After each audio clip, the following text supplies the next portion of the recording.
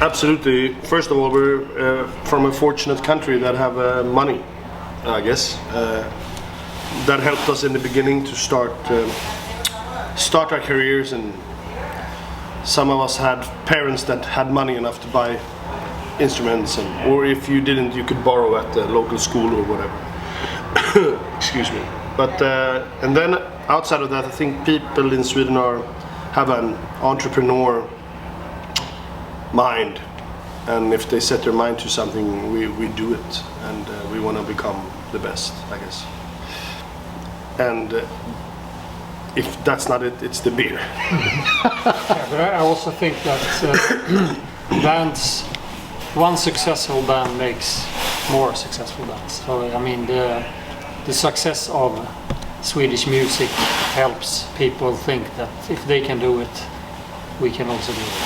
So so the more stuff that comes, the more bands behind will rise. Yeah, so when Europe released the final Countdown album, of course, they sold like 30 million albums of that. But it made us believe in a dream, and that it was possible.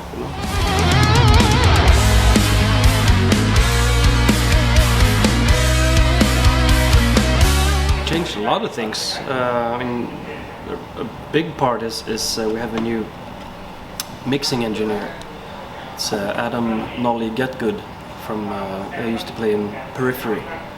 So he mixed the record, and that's a huge part of the sound. And we didn't record in the same place as we have done for the past 4 records, 4 or 5, something. So it's a new place. So it's gonna sound very different. For the most part of this, the beginning of this album, Johan had written most of the basic ideas that we later took and made Evergrey songs out of. So it was a very fresh approach for us, and we used Hammond a lot. Yeah, it was a good thing because we recorded next where we practice really. So we have all our gears there. And for example, I had a Hammond organ, and it was easier to try out that one. And we used it quite a lot on the album, and that makes the sound a little bit new. Everything is plugged in, Easier.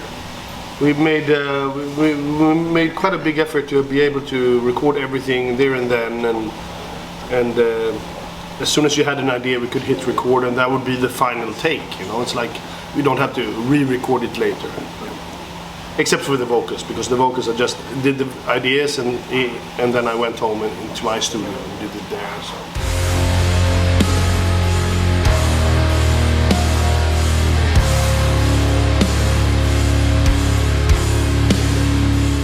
This is weird. This is the first time we get this question, but it's actually me writing about my envision of Johan's father.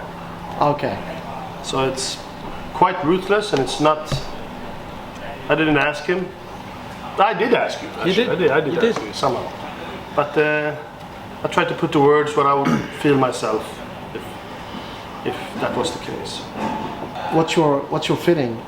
I think it's amazing. Absolutely. Yeah. Amazing. Yeah, because I wrote the music for that, and I had the working title for it was Hero. And so I remember Tom asked me, he's like, is this, or could it be like about your father? Yeah, why not? That wasn't the original idea, but it fits perfectly.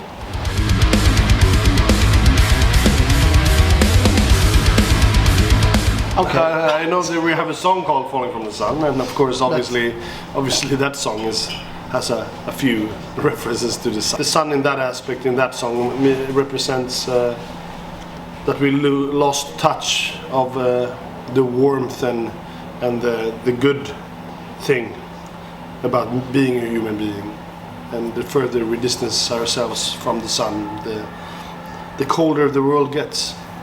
Yeah, I mean, basically what I just said is that it's my reference is that when we lose touch with the warmth and kindness and the closeness of the heat that gives us life, then we are getting colder and colder. You know?